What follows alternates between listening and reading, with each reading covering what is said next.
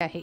नंतर प्रसाद म्हणून लाह्या बत्ताशेचा प्रसाद आपल्याला दाखवायचा आहे आणि दिवाळीचे जे फराळ बनवलं असेल ते फराळ दाखवायचं आहे, फळे दाखवायचे आहेत।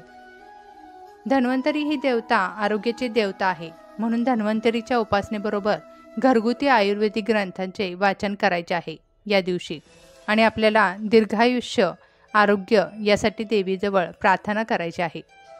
या दिवशी धन्वंतरीला आयुर्वेदिक साहित्य म्हणजेच तुळशीपत्र, लवंग, वेलची, दालचिनी यांचा भोग अर्पण करायचा आहे। धन्वंतरी ही आरोग्याची अधिष्ठात्री देवता असल्याने त्यांच्या सेवेमुळे दीर्घायुष्य व आरोग्य लाभत असते। या दिवशी धनाची म्हणजेच आपल्या घरी जे धने आहेत त्यांची पूजा करायची असते। धनत्रयोदशीच्या दिवशी धनाला खूप महत्त्व आहे। या दिवशी धनाला हळदी कुंकू चंदन लावून त्याची पूजा करायची आहे आणि त्यामध्ये पैसे देखील ठेवायचे आहेत आणि आपल्याकडे जे सोनं नाणं आहे, आपल्याकडे जे पैसे आहेत ते देखील या धनत्रयोदशीच्या दिवशी पूजायचे आहेत। सर्व देवी देवतांना फुले वाहून नैवेद्य दाखवून नंतर तुपाच्या दिव्याने ओवाळायचं आहे। हे सर्व झाल्यानंतर धन्वंतरी देवीचा मंत्र बोलायचा आहे आणि नंतर देवीला प्रार्थना करून आरती करायची आहे। तर अशा साध्या आणि सोप्या पद्धतीने आपण धनत्रयोदशीची पूजा करू शकतो। तर तुम्हाला ही माहिती कशी वाटली मला नक्की कमेंट करून सांगा आणि असेच नवीन नवीन व्हिडिओ बघत राहण्यासाठी आपल्या स्वामी लीला या चॅनलला सबस्क्राईब करायला विसरू नका। श्री स्वामी समर्थ। जय जय स्वामी समर्थ। सर्वांना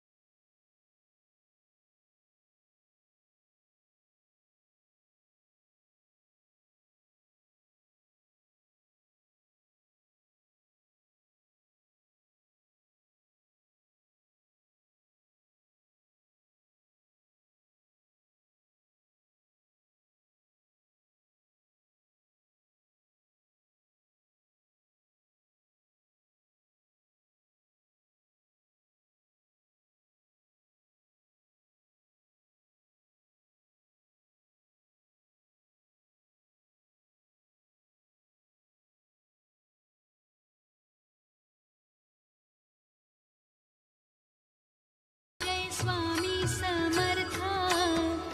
श्री स्वामी समर्थ। जय जय स्वामी समर्थ।